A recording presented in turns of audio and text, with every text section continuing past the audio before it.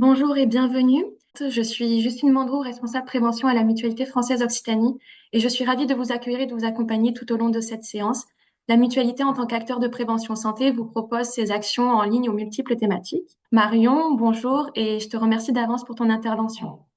Bonjour à toutes et à tous. Merci Justine pour cette introduction. Donc, je vais vous partager le support. Comme Justine l'a dit, je suis responsable prévention et promotion de la santé à la Mutualité française Occitanie. On va être ensemble pendant une petite heure pour aborder ensemble les principaux conseils à transmettre, que ce soit aux futurs et jeunes parents, puisque j'ai vu dans les participants qu'il y avait certains professionnels, mais aussi au grand public de façon générale sur naître et grandir dans un environnement sain et comment améliorer au mieux la qualité de l'environnement dans lequel vont grandir ces enfants. Donc, on va dispatcher un petit peu la présentation en quatre points principaux. On va commencer par un petit temps de contexte assez rapide pour comprendre et pourquoi on va s'intéresser à toutes ces thématiques pendant cette période de la petite enfance. Et ensuite, je scindrai ma présentation en trois principaux points qui seront donc la qualité de l'air intérieur, l'alimentation et enfin les produits d'hygiène et cosmétiques. Donc, vous avez la possibilité de me poser des questions à travers le chat et Justine s'en fera la reportage à la fin de ma présentation pour que je puisse y répondre. Donc, au niveau du contexte, donc pourquoi on s'intéresse autant à tout ce qu'on peut entendre sur ce sujet? Tout simplement parce que depuis les années 1980, on a pas mal de choses qui évoluent et qui sont dites à ce sujet. Donc, ça a commencé avec le médecin épidémiologiste britannique David Barker, qui, à la fin des années 1980, a montré qu'un petit poids de naissance pouvait augmenter le risque de survenue d'infarctus du myocarde à l'âge adulte. Et donc, c'était la première fois qu'on suggérait que des événements de vie dans la petite enfance pouvaient affecter durablement l'individu en termes de santé. Donc, depuis cette étude-là, il y a eu d'autres études qui ont étayé cette hypothèse. Et de toutes ces études est né le concept de DOAD. Donc, je vous épargne mon accent anglais, mais en français, ça signifie les origines développementales de la santé et des maladies. Et donc, c'est un concept dont vous avez la définition à l'écran, qui signifie que les facteurs environnementaux, tels que ce que nous respirons, nous mangeons, nous buvons, notre activité physique, notre stress, nos relations psycho-affectives, notre niveau socio-économique, peuvent avoir un impact sur notre santé et peuvent aussi se répercuter sur celle de nos enfants, voire petits-enfants. Donc, il y a deux choses quand même qui ressortent essentiellement de ce concept. À la fois le fait que tout ce qu'on va être amené à vivre durant notre vie peut avoir un impact sur notre santé à différents niveaux, et également le fait que ça peut se répercuter sur notre santé, mais ça peut également se répercuter sur nos enfants, voire nos petits-enfants. Donc, on a ces deux notions qui sont prises en compte dans ce concept. Et on a l'expression des 1000 premiers jours qui a été choisie par l'OMS pour définir voilà, ce cadre temporel durant lequel l'individu est le plus sensible à des expositions extérieures ou à des événements. Donc, c'est selon cette notion de DOAD, c'est vraiment la période pendant laquelle sera fait pour tous soit le lit d'une bonne santé future, soit de potentielles pathologies qui pourront survenir à l'âge adulte. Donc, qu'est-ce qu'on entend par cette période des 1000 premiers jours? Donc, c'est une période temporelle qui va regrouper la période de la grossesse et qui va s'étendre jusqu'aux deuxièmes années de vie des enfants, ce qui correspond à peu près à 1000 premiers jours. Et donc, pourquoi on est assez centralisé sur cette période-là? Tout simplement parce que pendant cette période, on va être sur une période de croissance intense pour ces enfants. Donc, voilà, que ce soit pendant la grossesse à la deuxième année de vie de l'enfant, on est quand même sur une période, un rythme de croissance qui est quand même assez important par rapport au reste de la vie. Et aussi en parallèle, puisqu'on est sur une période de grande vulnérabilité.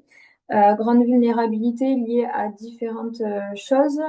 On sait désormais, grâce à plusieurs études, à différentes cohortes, que malheureusement, on a un passage de certains polluants à travers la barrière placentaire. Et donc, pendant la période de grossesse, voilà, certains polluants qui peuvent affecter directement l'enfant. On a aussi des études qui nous disent qu'on peut avoir, pendant la période de l'allaitement maternel, une contamination du lait maternel par certains polluants. Donc, ce qui n'entache en rien l'importance et les bénéfices de l'allaitement maternel. Mais voilà, on sait malgré tout qu'il y a cette pollution qui peut être faite. Et puis, on sait aussi tout simplement que l'enfant va être vulnérable pour différents points. Premier point par rapport à sa petite taille. Cette petite taille de l'enfant va faire qu'il va potentiellement être plus exposé à certains polluants que nous en tant qu'adultes, de par notre taille plus grande. Une exposition aussi fréquente à certains polluants, donc on va penser notamment à tous les produits qui vont pouvoir être utilisés, que ce soit essentiellement voilà, pour le change de l'enfant, qui vont être utilisés plusieurs fois dans la journée et tous les jours. Et enfin, toutes les caractéristiques physiologiques qui vont faire que cet enfant va être plus vulnérable que nous en tant qu'adulte. Donc voilà, la fréquence respiratoire qui va être plus élevée, puis certaines immaturités. Donc toutes ces caractéristiques font que voilà, cette période des 1000 jours, c'est vraiment une période sur laquelle on va être vigilant à toutes les expositions qu'on va pouvoir avoir pour cet enfant. Et ce qui est important à savoir aussi, c'est que tout ce qui est mentionné et tous les conseils ensuite qu'on va pouvoir donner ressortent vraiment de différentes études qui sont menées et pour lesquelles on a des résultats qui arrivent un petit peu au fil de l'eau depuis plusieurs années maintenant. Voilà, on sait maintenant, comme je le disais, dire qu'on peut avoir cette contamination du lait maternel, mais on sait aussi continuer à confirmer que l'allaitement maternel est quand même bénéfique pour le bon développement de l'enfant. Et voilà, on a certaines expositions aussi qui sont clairement mises en lien avec certains risques désormais. On a parfois des expositions à des insecticides qui sont mises en lien avec des altérations du neurodéveloppement de l'enfant à 6 ans, par exemple, ou des expositions professionnelles pendant la grossesse à certains solvants qui peuvent aussi être mis en lien avec des malformations congénitales chez l'enfant. Donc voilà, c'est quelques petits exemples, mais c'est des choses qui ressortent de toutes ces études et qui vont nous permettre de pouvoir vous transmettre certains petits conseils aujourd'hui pour améliorer la qualité de l'environnement de ces enfants. Donc sur la première partie, sur la qualité de l'air intérieur, donc pourquoi on s'intéresse à la qualité de l'air intérieur? On le sait désormais, la qualité de nos airs intérieurs est plus problématique que celle de nos airs extérieurs et on sait également qu'il y a cette tendance de passer du temps dans des espaces clos qui est plus importante. On est à peu près à 80% de notre temps quotidien qui est passé dans des espaces clos entre notre habitation, la voiture, le travail. Et pour les enfants, ça peut parfois être encore plus élevé entre, voilà, pareil, la maison, la voiture pour aller à la crèche, à l'école et pareil pour le trajet retour. Donc, on passe beaucoup plus de temps. Après, voilà, tout est dépendant en fonction de chacun, mais en moyenne, on passe plus de temps dans des espaces clos que dans des espaces extérieurs.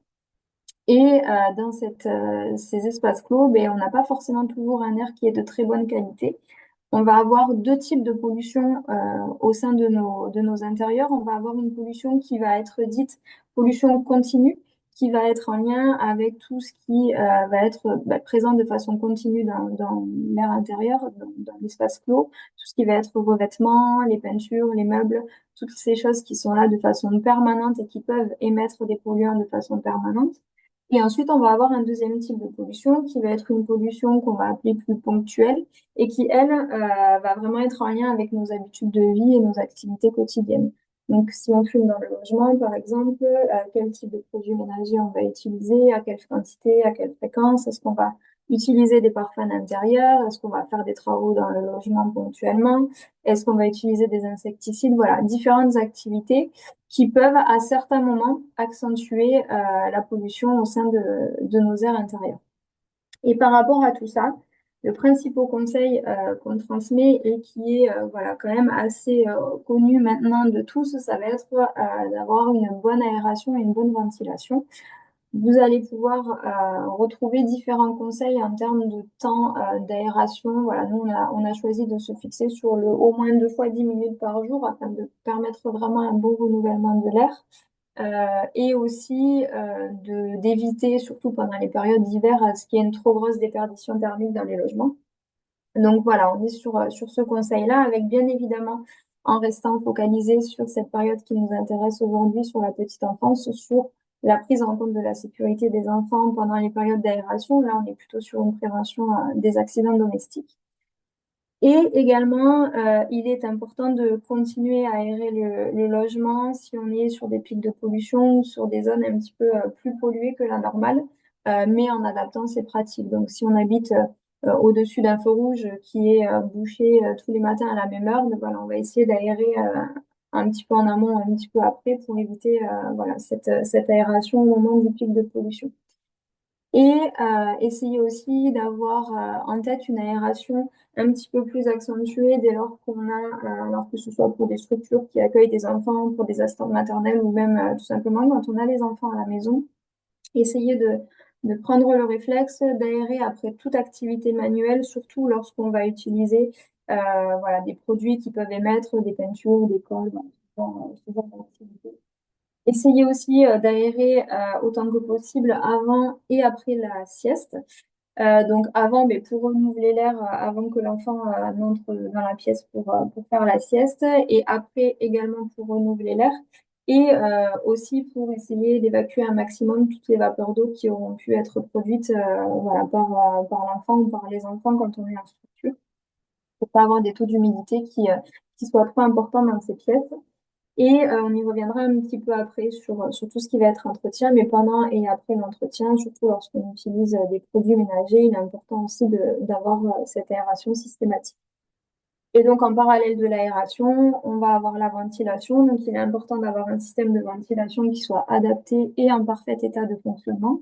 Ça va vraiment être complémentaire à l'aération, ça va permettre de renouveler l'air de façon continue et ça va avoir les mêmes bénéfices que sur une aération. Ça va permettre de diminuer la concentration des polluants, de réduire l'humidité, de réduire les odeurs et d'autres choses encore.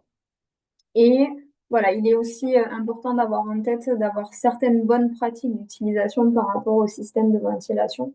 Toujours suivre les recommandations du fabricant et faire appel à un professionnel en cas de dysfonctionnement.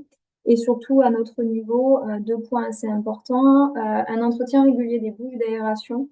Voilà, on conseille à peu près une fois par trimestre de nettoyer ces bouches d'extraction et de soufflage au niveau des VMC et ne surtout jamais obstruer les entrées d'air. Donc, on voit certains logements parfois dans lesquels on peut avoir des entrées d'air de ventilation qui sont voilà, bouchées, cachées par des calendriers, des cartons ou toute autre chose pour essayer de limiter les entrées d'air froid dans les logements, surtout en période hivernale. Donc voilà, quand on a ce genre d'obstruction qui est faite, mais forcément derrière, on a un système de ventilation qui fonctionne plus comme il le faut, et donc un renouvellement de l'air qui ne se fait pas de façon optimale là-dessus. Donc voilà, c'est important d'avoir toujours ce système de ventilation qui fonctionne de façon correcte. Et en lien, on parlait là avec les bénéfices de ce renouvellement de l'air, notamment sur la réduction de l'humidité. Il est important de bien maîtriser ces paramètres de confort. Donc, qu'est-ce qu'on entend par paramètres de confort? On va avoir d'un côté la température.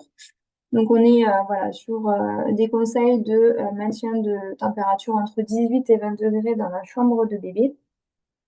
Et de l'autre côté, l'humidité. Donc, il est important aussi d'avoir une petite idée sur ce taux d'humidité dit optimal dans nos logements, qui doit être compris entre 40 et 60%. Donc, vous avez un petit appareil, alors, moi, je vois mon support coupé, mais vous devez le voir vous, un petit appareil bleu sur la diapositive qui s'appelle donc un thermohygromètre, qui est un appareil qui vous permet à la fois d'avoir la température de la pièce et à la fois le taux d'humidité, ce qui vous permet, si vous avez des doutes parfois sur, voilà, des fois on peut ressentir qu'on est dans une pièce plutôt humide ou plutôt sèche, voilà, ça peut vous donner une petite idée du taux d'humidité de la pièce et de voir, voilà, si on est plutôt dans les clous ou pas.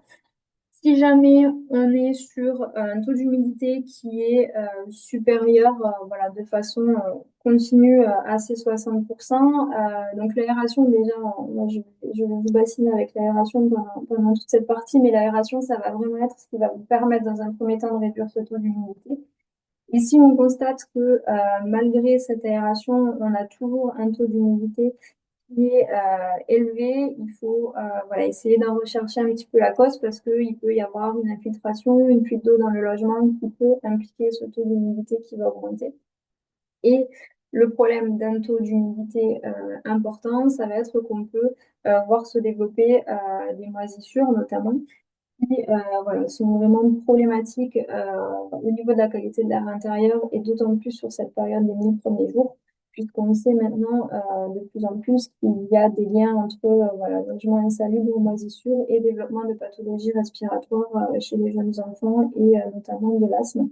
Donc voilà, il est important d'avoir ça en tête et de se dire que de façon quotidienne, on peut là aussi réduire ce taux d'humidité dans la pièce si on a tendance à avoir des logements assez humides par des petits gestes simples, essayer de prendre le réflexe d'aérer mais pendant et après qu'on a eu une activité qui a produit de l'humidité. Donc, si on étend du linge, si on prend un bain ou une douche, voilà, l'idée, ça va être d'aérer après ces activités pour pouvoir baisser un petit peu ces taux d'humidité et d'essayer de réduire au maximum cette apparition ou prolifération de moisissures qu'on pourrait voir dans les logements.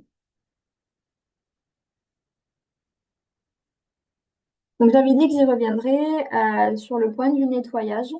Malheureusement, on le sait, nettoyer, faire le ménage, c'est une source de pollution. Et on est un petit peu obligés tous d'en passer par là et c'est pas forcément toujours une partie de plaisir, mais il faut bien le faire. Donc on le sait, c'est une source de pollution intérieure, mais on peut avoir certains petits réflexes ou certaines petites habitudes qui peuvent nous permettre de réduire cette pollution. Donc, vous voyez à l'écran plusieurs petits points de vigilance. Donc, essayez dans la mesure du possible de nettoyer en l'absence des enfants. Pourquoi? Ben, tout simplement pour éviter que les enfants soient au contact directement des produits ménagers qui vont être utilisés. Donc, bien évidemment, à la fois pour l'aspect prévention des accidents domestiques, si voilà, certains produits sont à disposition de l'enfant, mais voilà, surtout aussi par rapport aux émanations des différents produits et éviter que les enfants ne soient au contact de ces émanations. Et donc, j'y reviens encore, mais aérer, donc l'idéal, c'est d'aérer pendant et après le ménage. Pourquoi? Parce que pendant, c'est là où on va avoir une émanation de certains produits au moment où on va les utiliser, mais on va aussi continuer à avoir des émanations parfois après utilisation. Donc voilà, l'idée, c'est vraiment d'associer cette aération pendant et après le ménage. Le deuxième point de vigilance, ça va être de limiter le nombre de produits qu'on va utiliser et leur quantité. Donc, ce qu'il faut retenir, ça va être assez simple et ça va être ce qu'on va un petit peu voir pendant toute cette présentation. Ça va être que au plus je vais m'exposer à certains produits, au plus je vais m'exposer pardon à certains polluants. Et donc, au moins je vais utiliser le produit, au moins je vais avoir d'exposition. Et à la fois sur des expositions aux différents produits qu'on va utiliser, mais aussi parfois sur certaines interactions qu'on peut avoir entre différentes substances. Et donc voilà, l'idée c'est d'avoir en tête que moins je vais utiliser de produits, mieux ce sera. Donc c'est valable sur tout ce qui est produits ménagers. On y reviendra après sur les produits d'hygiène et cosmétiques. La logique est un petit peu la même. Et au niveau de la quantité, là on va être en lien avec le point suivant, mais d'essayer de respecter au maximum les consignes d'utilisation des produits. Puisque voilà, quand on a des produits sur lesquels il est indiqué une certaine quantité à utiliser, voilà, pas forcément besoin d'aller au-delà parce qu'il faut avoir en tête aussi que plus on va utiliser de produits, ben, plus on va s'exposer également aux produits. Éviter les produits parfumés. Alors, on évite l'utilisation des produits parfumés tout simplement parce que c'est généralement composé de substances qui vont être irritantes et potentiellement allergisantes. Donc, c'est un point qui est parfois un petit peu compliqué pour certains parce que voilà, on a des habitudes, on sait que quand on a fait le ménage et que c'est propre, ça sent le citron ou ça sent la lavande selon nos habitudes d'utilisation de produits, mais il faut essayer petit à petit de se déconstruire aussi de cette idée qui est que ben, tout simplement le propre en soi n'a pas d'odeur. Quand c'est propre, ça ne sent pas. Et donc voilà, d'essayer de se diriger progressivement vers cette habitude d'utiliser un petit peu moins de produits parfumés. On peut en plus le ressentir parfois hein, quand on utilise certains produits qui sont parfumés, on peut sentir une petite gêne, ou la gorge qui gratte, une petite gêne au niveau respiratoire. Et généralement, c'est en lien avec ce parfum et donc l'irritation qu'ils peuvent causer. Je vais sauter le point d'après. Je vais passer à privilégier les produits écolabellisés. Je vais revenir sur les pictogrammes juste après. Donc, il existe différents labels qui peuvent vous aider à vous orienter vers des produits qui vont être de meilleure qualité. Donc, vous avez l'écolabel qu'on retrouve de façon assez courante désormais dans les différents commerces, qui est souvent en lien avec l'écocert. Voilà, qui peut vous permettre de faire un choix entre différents produits. Si vous hésitez entre différents produits, il vaut peut-être mieux se diriger, enfin, il vaut mieux se diriger vers un produit qui va avoir un label. Vous avez le Nature et Progrès qu'on retrouvera aussi sur les produits d'hygiène et cosmétiques, qui est aussi un label qui, pour le coup, a un cahier des charges un petit peu plus élevé que sur l'écolabel. Voilà, vous avez différents petits repères comme ça. À la fin de la présentation aussi, on vous mettra, je pense, le lien d'une brochure que vous pouvez retrouver sur notre site internet où vous aurez voilà, plus le détail de tous ces pictogrammes. En 1 heure, je vais essayer d'être concise, mais voilà, vous pouvez un petit peu aller plus loin si vous le souhaitez avec notre brochure. Et par rapport aux pictogrammes de danger, alors je pense que vous avez déjà tous plus ou moins aperçu ces différents pictogrammes de danger sur des produits. Donc vous avez différents pictogrammes qui existent et qui vous indiquent les potentiels risques sur l'utilisation de ces produits. Alors, vous allez peut-être pas y voir très très bien, c'est assez petit, mais si jamais je pourrais mettre le lien dans le chat après. Donc, c'est vraiment la définition de tous les pictogrammes et de ce qu'ils signifient et des dangers qu'ils peuvent avoir, soit dangers physiques, dangers pour la santé ou des dangers pour l'environnement. Sur la période des 1000 premiers jours, on va essentiellement s'intéresser aux premiers. On va s'intéresser à tous, mais on va faire un focus plus particulier sur ce premier, qui est donc ce bonhomme noir avec cette espèce d'étoile au niveau du torse, qui va vraiment être le pictogramme sur lequel on va porter le plus notre attention et sur lequel on va essayer de limiter au maximum l'utilisation de produits qui vont avoir ce pictogramme pendant la période de grossesse, pendant la période de petite enfance. Tout simplement puisqu'il s'agit du pictogramme cancérigène, mutagène, reprotoxique et qui, dans sa définition officielle que vous pouvez voir juste ici, donc c'est le troisième en partant du bas, vous voyez que c'est celui qui a la définition la plus grosse, et qui signifie donc je nuis gravement à la santé. Et dans le détail, je peux provoquer le cancer, je peux modifier l'ADN, je peux nuire à la fertilité ou au fœtus, je peux altérer le fonctionnement de certains organes. Je peux être mortel en cas d'ingestion puis de pénétration dans les voies respiratoires et je peux provoquer des allergies respiratoires. Donc on est sur une définition qui donne pas forcément très très très envie. Malheureusement, c'est un pictogramme qu'on peut retrouver sur certains produits voilà, qu'on peut avoir dans nos logements. Donc s'il y a vraiment un pictogramme à retenir sur lequel être vigilant pendant cette période des 1000 premiers jours, ça va vraiment être celui-ci et d'essayer voilà, de ne pas utiliser de produits ayant ce pictogramme-là pendant cette période plus particulière. Et enfin, dernier point sur la préparation de l'arrivée de bébé. Au niveau voilà, de l'aménagement potentiel de la chambre ou de travaux de bricolage, donc on a cette petite étiquette sanitaire qui peut vous donner un indice sur le niveau d'émission en polluants volatiles du produit. Donc c'est quelque chose qu'on va retrouver voilà, sur les peintures, sur les revêtements de sol, de murs, sur des cloisons, sur des produits d'isolation, sur d'autres produits encore. L'idéal, voilà, c'est de se tourner, se diriger au maximum vers des produits qui vont être côté A+, donc plus on va se diriger vers ce côté, moins on va avoir d'émissions. Plus on sera du côté rouge, plus on va avoir d'émissions. Donc on va vraiment essayer de privilégier des produits A+, notamment dans la chambre de bébé, en ayant tout de même en tête que le A+, signifie le moins d'émissions, mais ça ne signifie pas d'émissions. Donc, toujours avoir en tête que ça reste malgré tout des produits qui risquent d'émettre à un certain moment donné. Et pendant l'utilisation de ces produits et ensuite, on va avoir une aération renforcée qui va être conseillée de la pièce dans laquelle le produit va être utilisé. Et quand cela est possible, on va essayer un maximum de ne pas participer aux travaux en étant enceinte, puisque comme on l'a vu au début de la présentation, on est sur une période de vulnérabilité avec une période pendant laquelle certains polluants peuvent traverser la barrière placentaire. Et donc, on va essayer de limiter notre exposition à ces différents produits. On est donc sur un conseil d'attendre au moins 3 mois avant d'installer bébé dans une chambre neuve ou refaite. Donc là, pareil, hein, on va être sur ce conseil pour essayer d'éviter que l'enfant se retrouve confronté à une émanation de tous ces produits. L'idéal, quand c'est possible, c'est d'essayer d'installer, si on a des meubles neufs, d'essayer de les installer ou de les monter suffisamment tôt, justement, pour qu'il puisse y avoir un dégazage de ces polluants qui se fasse au maximum avant l'arrivée du bébé dans la chambre. Et toujours et encore une aération renforcée pour encore une fois renouveler un maximum l'air dans cette pièce.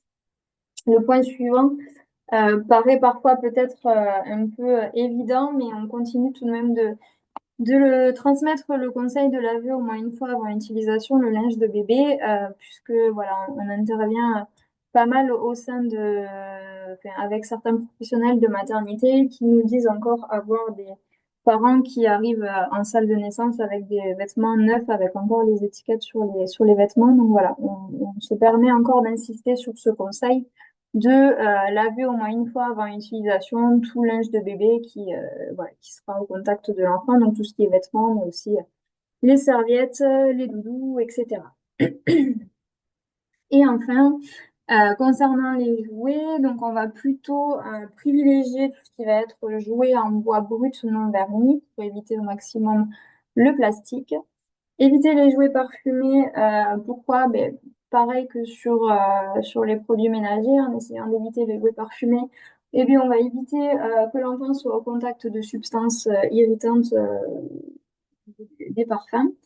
Connectés, on pense que les enfants sont suffisamment soumis et suffisamment confrontés aux ondes pour en avoir davantage sur leurs jouets. Et puis voilà, vous avez quelques petits labels qui peuvent vous donner quelques petites indications, que ce soit sur le textile de l'enfant ou au niveau des jouets. J'en ai terminé pour cette première partie sur la qualité de l'air intérieur, mais je surveille le temps. Je vais passer à la partie alimentation. Donc, la partie qualité de l'air intérieur, c'était la plus importante. Je vais passer à cette partie alimentation. Donc, sur les conseils qu'on peut transmettre, donc on va être sur le fait de privilégier le fait maison.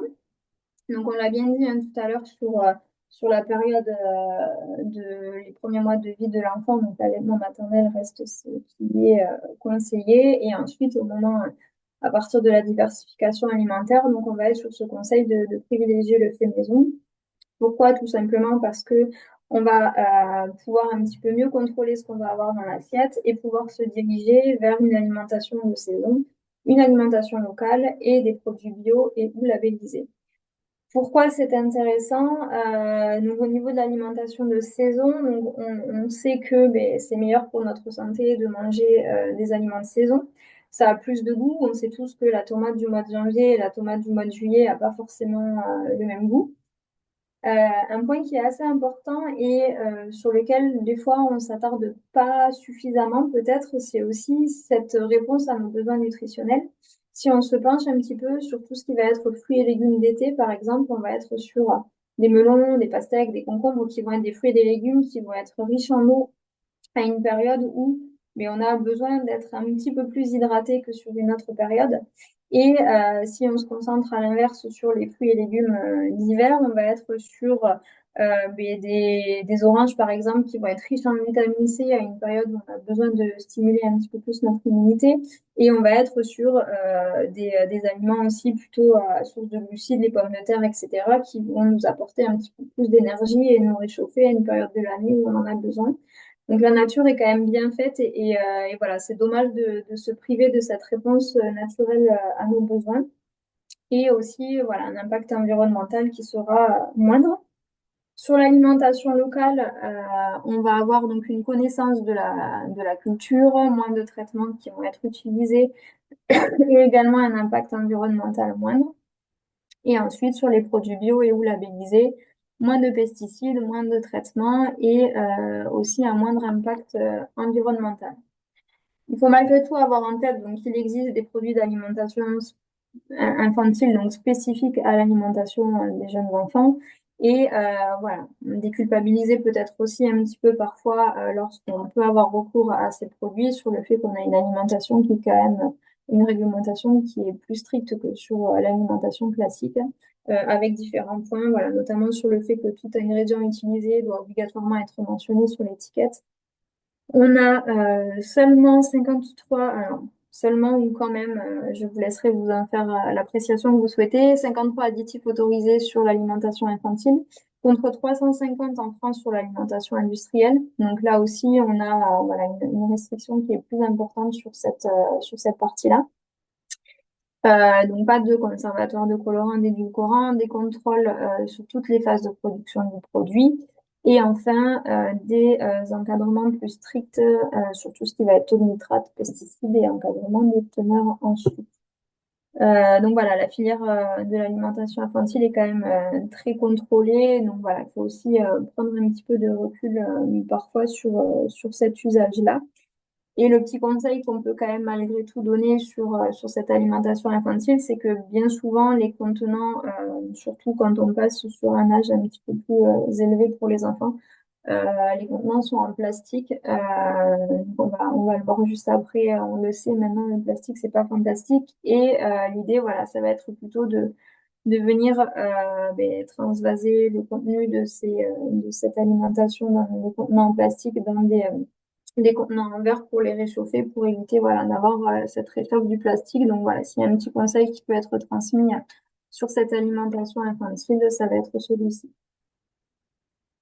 Et donc en lien avec ce que je vais dire, au niveau du choix des ustensiles de cuisine, donc pour la cuisson, on va plutôt se diriger vers de l'inox, de la fonte ou de la porcelaine, qui vont être les matériaux mais sur lesquels on va avoir plus de sécurité, contrairement aux revêtements anti-adhésifs ou à l'aluminium, sur lesquels on peut avoir un passage de certaines substances sur les aliments. Et pour la conservation, donc là, voilà, on en entend aussi de plus en plus parler. On va privilégier tout ce qui va être verre et porcelaine et inox et essayer de limiter un maximum voilà, l'aluminium, le film plastique et le plastique dans sa globalité. Ce qui est surtout problématique avec le plastique, ça va être, comme on le disait, donc la réchauffe du plastique et aussi parfois, en fonction des plastiques qui sont utilisés, le gras qui va aussi parfois être un facilitateur de transmission des substances problématiques. Donc voilà, si vous avez des boîtes en plastique à la maison et que vous y stockez des biscuits secs en soi, voilà, c'est pas forcément très dramatique. Et puis dès lors qu'on va se tourner vers des aliments plutôt gras ou des aliments qu'on va réchauffer, on va plutôt se tourner voilà, vers du verre, de l'inox ou une matière un petit peu plus inerte.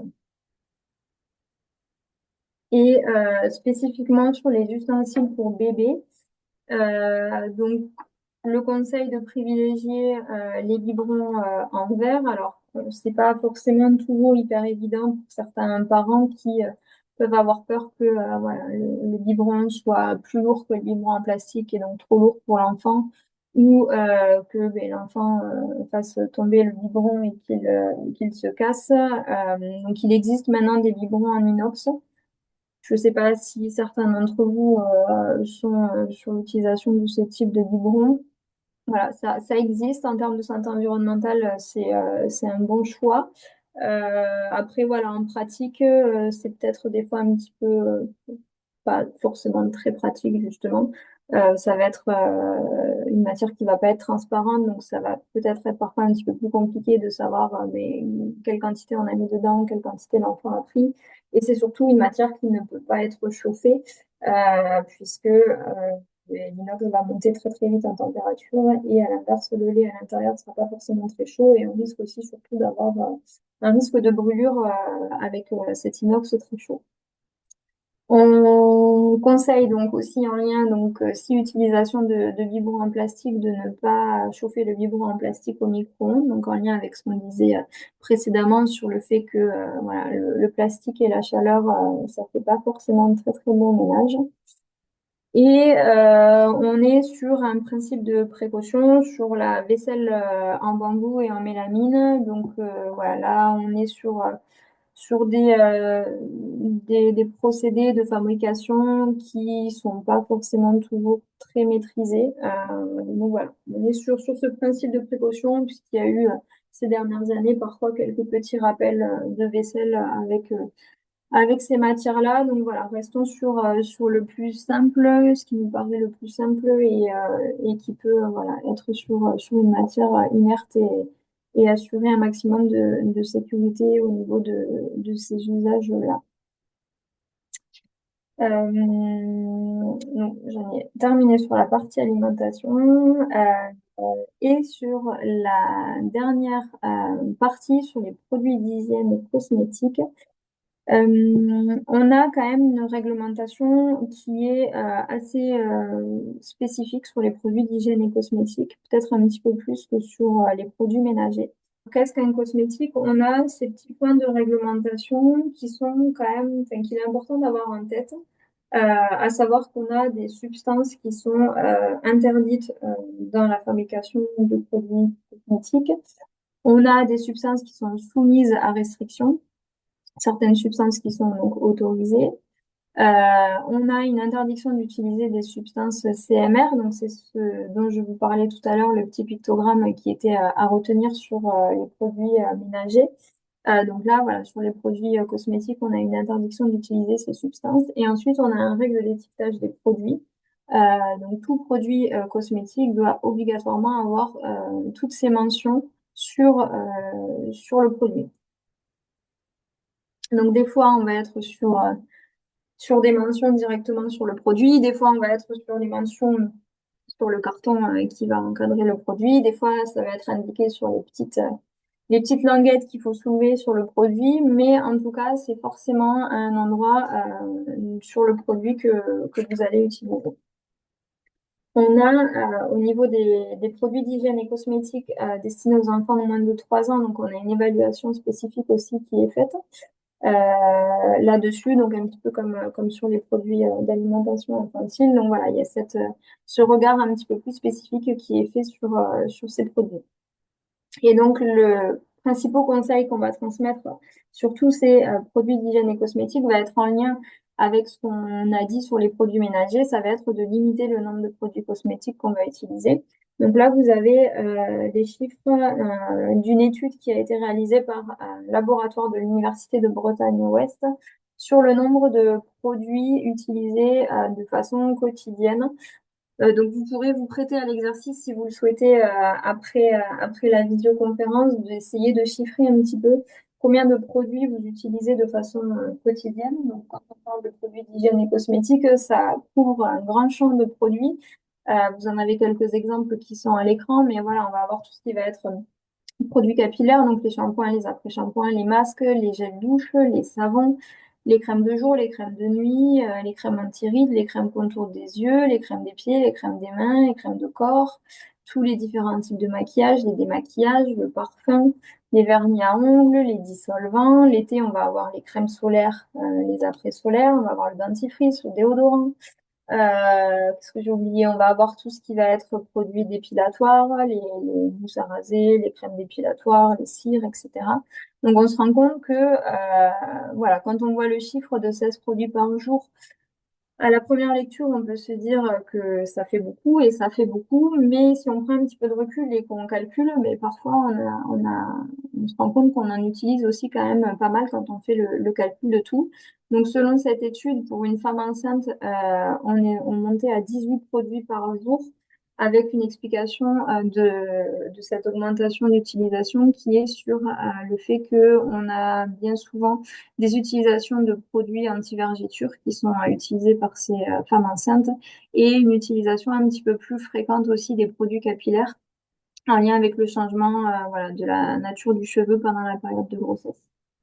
Et ce qui nous intéresse également, ça va être le fait que on est sur une utilisation en moyenne de 9 produits par jour pour les enfants de moins de 3 ans, avec voilà, les principaux produits utilisés qui sont donc ceux que vous avez à l'écran, le savon, le shampoing, le parfum, les liniments, les lingettes, les crèmes pour le change, les crèmes solaires, etc.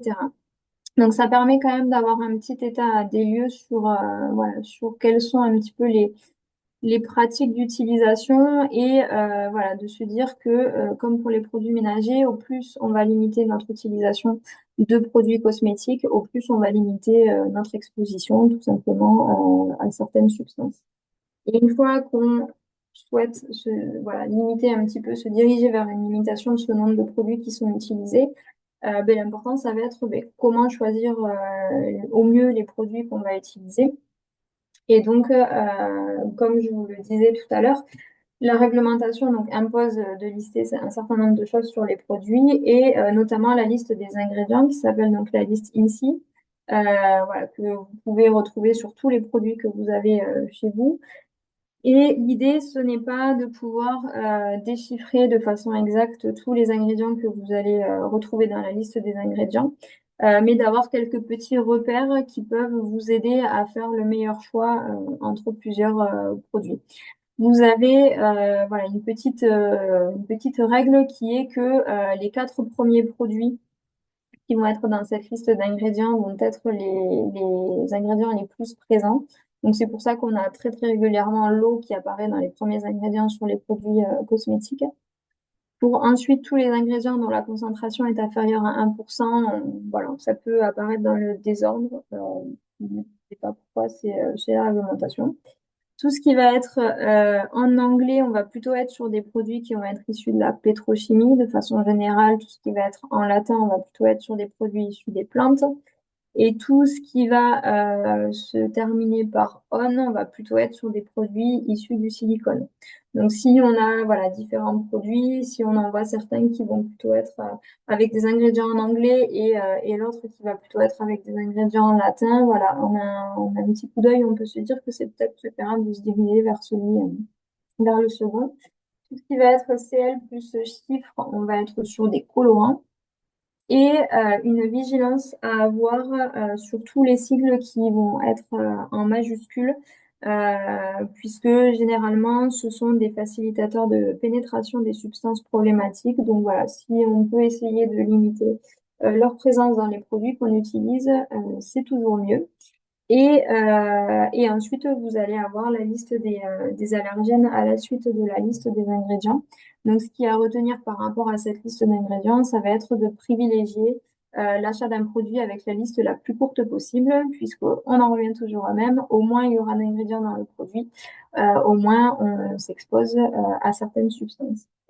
Peut-être que certains d'entre vous utilisent des applications de scannage pour choisir au mieux les produits cosmétiques. Donc, ça peut être une bonne option avec un petit point de vigilance malgré tout sur le fait que toutes les applications ne font pas une analyse des produits spécifiques pour la période de grossesse et pour la période de la petite enfance.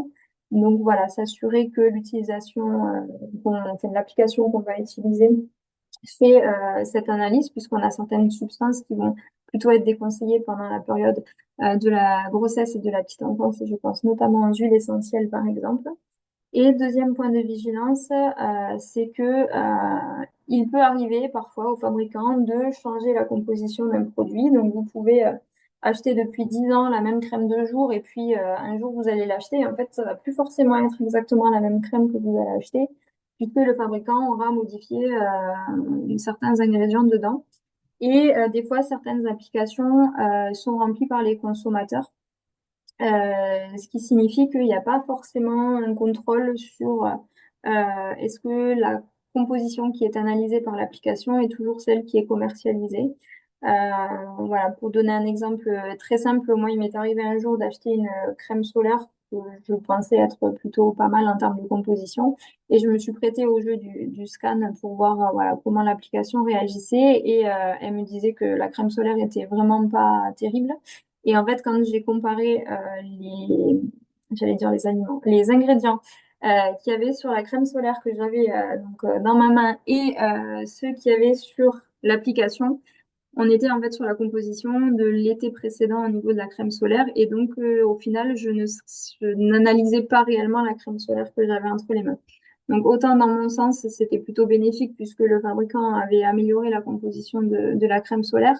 Autant, du coup, ça peut aussi se retrouver à l'inverse. Donc, voilà, si vous utilisez ces applications, prendre le petit réflexe de vérifier que, voilà, au moins les premiers ingrédients soient vraiment les bons et que, du coup, on est sur une bonne analyse du produit qu'on a entre les mains. Et voilà, comme je le disais, plutôt utiliser une application qui fait aussi un focus sur période de grossesse et période de petite enfance. Et comme pour les produits ménagers, vous avez certains labels qui peuvent vous aider à faire au mieux votre choix. Donc, on retrouve le label EcoCert qu'on avait sur les produits ménagers. On retrouve le label Nature et Progrès qu'on avait également sur les produits ménagers.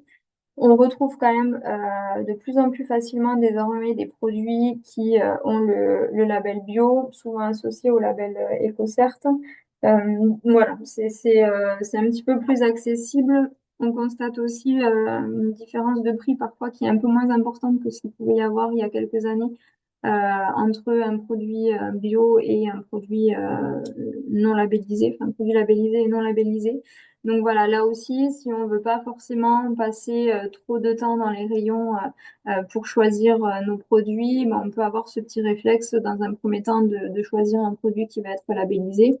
Et puis si ensuite on hésite entre deux produits labellisés, mais on va juste regarder la liste des ingrédients et se tourner plus facilement vers l'ingrédient, enfin vers le produit qui aura le moins d'ingrédients. Et pour terminer sur cette partie produits d'hygiène et cosmétiques, donc par rapport au change de bébé, donc ce qui nous intéresse aussi aujourd'hui, on le disait, hein, sur la période du contexte, au niveau du change, on a une fréquence d'exposition qui est très importante puisqu'on a des changes qui vont être importants tous les jours. On a des périodes d'exposition qui peuvent parfois être plus ou moins longues entre deux changes et on utilise des produits qui vont être en contact direct avec les muqueuses. Donc sur cette partie-là, on va être sur le fait de privilégier l'échange quotidien à l'eau ou à l'eau savonneuse si besoin et d'éviter l'utilisation de lingettes. On évite l'utilisation de lingettes à la fois par rapport à la composition de certaines lingettes et aussi un aspect environnemental. On a maintenant de plus en plus de parents qui utilisent des lingettes qui sont des lingettes dites à l'eau donc qui peuvent peut-être parfois être utiles en cas de sortie, par exemple. Bon, voilà, on se questionne toujours sur est-il réellement nécessaire d'acheter des paquets de lingettes à l'eau alors qu'on peut tout simplement avoir voilà, un coton et une bouteille d'eau pour être sur un usage plus simple et plus écologique également. On avait, il y a quelques années maintenant, une très grosse utilisation du liniment en utilisation systématique pour l'échange de l'enfant. Donc, on y revient un petit peu sur cette utilisation systématique et moi, je souhaite surtout attirer votre attention sur la vigilance à avoir sur le choix d'un liniment et notamment sur la composition des liniments. Vous avez à l'écran deux liniments. Alors, peut-être que vous reconnaîtrez les marques. L'idée, c'est pas de s'attarder sur les marques, c'est vraiment d'avoir le réflexe de voir sur quoi se concentrer au moment du choix du produit. Donc, vous avez le premier liniment. Alors, j'ai plus le chiffre exact en tête, mais je crois qu'il a 14 ingrédients. Et vous avez le second sur lequel on en a uniquement 4. Donc là, on peut se questionner sur, ça rejoint, donc là je parle du liniment, mais ça rejoint tout ce qu'on peut trouver sur les différents produits d'hygiène et cosmétiques, où sur un même produit, on peut avoir une différence assez importante du nombre d'ingrédients. Donc là, le liniment, on va s'y attarder un petit peu plus parce que comme on le disait, c'est des produits qui vont être en contact direct avec les muqueuses de l'enfant et qui peuvent parfois être utilisés assez régulièrement. Voilà, là, de façon plus naturelle, on va se diriger vers un liniment qui va avoir moins d'ingrédients. Et là, on le voit peut-être pas forcément très très bien à l'écran, mais le produit qui a quatre ingrédients, on a aussi un label bio qui est apposé sur le produit, donc qui nous permet aussi voilà, de filtrer un petit peu plus facilement. Il faut savoir que le liniment de base, c'est de l'eau de chaux et de l'huile d'olive. Donc, vous trouverez pas de liniment dans le commerce avec uniquement de l'eau de chaux et de l'huile d'olive, tout simplement parce qu'il y aura toujours au moins un stabilisateur et au moins un conservateur. Donc, vous aurez toujours au minimum 4 ingrédients. Par contre, on peut se questionner sur, voilà, si on en a au moins 4, est-ce qu'il y a réellement besoin d'en avoir 14 ou 15 ou 16 sur d'autres produits? Donc voilà, ça questionne un petit peu et là on en revient encore au fait qu'au moins il va y avoir d'ingrédients dans le produit et au moins on va exposer l'enfant à certaines substances problématiques. Et pour conclure sur le change de bébé, sur les couches, donc on a des couches lavables qui sont utilisées maintenant par certains parents. Donc, il faut malgré tout prendre en compte que ça peut ne pas convenir à tous les parents, les couches lavables. Il faut surtout pas culpabiliser quand c'est le cas. Voilà, parfois on a des précautions aussi qui sont, il faut être bien sûr au niveau du séchage, au niveau de l'utilisation, etc. Donc ça peut ne pas convenir à tout le monde. Il faut un petit peu se rassurer sur le fait qu'on voit quand même des progrès sur la composition des couches jetables. Et aussi se dire que ben, on peut avoir ce même réflexe pour les couches que pour tout ce qu'on a dit jusqu'à maintenant, c'est-à-dire ben, le plus simple ce sera, le mieux ce sera. Si vous avez voilà, différentes couches face à vous, mais plus la couche va être simple, mieux ce sera en termes de composition. On peut se dire que les couches qui ont les espèces de petites languettes qui changent de couleur quand l'enfant a uriné ou a fait des selles, on peut peut-être se dire que si ça change de couleur, c'est qu'il y a une réaction chimique et que du coup, il y a peut-être certains produits dans la couche qui sont peut-être pas forcément super. Donc voilà, au plus la couche sera sophistiquée, au plus elle aura de dessins, au plus elle aura de couleurs, au plus elle aura tout ce que vous voulez. Et bien, il faut avoir en tête que du coup, ça veut dire que ben, par rapport à une couche plus classique, il y a peut-être plus de choses qui sont utilisées dans le processus de fabrication.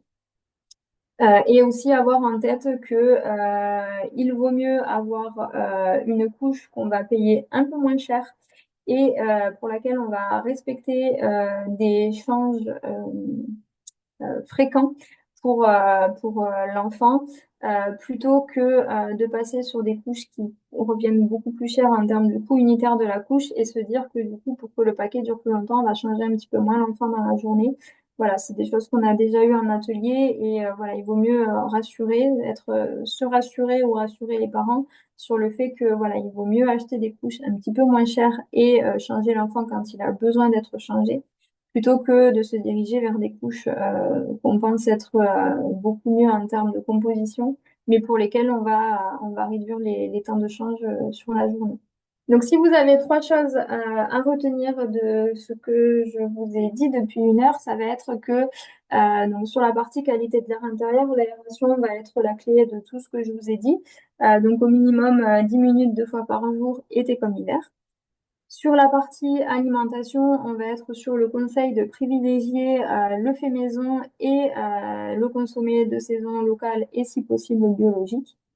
Et sur la partie produits cosmétiques, on va retenir qu'on va essayer d'utiliser un nombre réduit de produits cosmétiques et préférer ceux dont la liste d'ingrédients est la plus courte.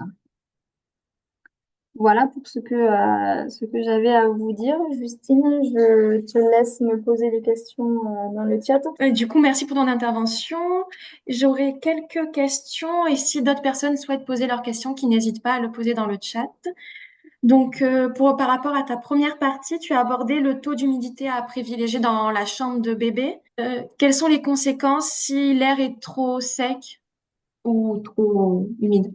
Sur un air trop humide, on peut avoir un risque d'apparition et ou de prolifération de bactéries, de virus, d'acariens et surtout de moisissures.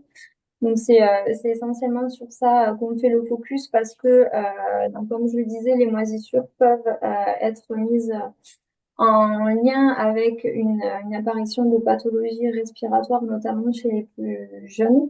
On peut avoir aussi des crises d'asthme, par exemple, qui peuvent être engendrées, entre guillemets, je sais pas le terme exact, pour les personnes qui sont asthmatiques, par exemple, ou qui ont des difficultés respiratoires. Donc, on est vraiment sur, voilà, sur ce taux d'humidité trop important. Alors, c'est plutôt sur un trop d'humidité qu'on va se concentrer, nous, par rapport à cette apparition potentielle de moisissure. Et après, sur un taux d'humidité plus sec, je pense qu'on va plutôt être sur des conséquences aussi sur des personnes qui sont plus sensibles au niveau respiratoire et pour lesquelles ça peut être peut-être un petit peu plus compliqué. Mais en tout cas, nous, voilà, le focus qu'on fait sur cette partie qualité de l'air intérieur, il est vraiment sur ce trop d'humidité. Je pense que tu as répondu à la question. Si je peux me permettre juste de mettre du coup le petit lien vers notre brochure si Je l'ai certains mis, veulent y aller. Ah, tu l'as mis, parfait. je l'ai Merci, mis, Justine. c'est bon. Donc, j'ai Voilà. mis le lien pour aller plus loin vers la brochure sur notre site internet et je vous souhaite une bonne journée à tous et on se retrouve en décembre. Au revoir. Au revoir.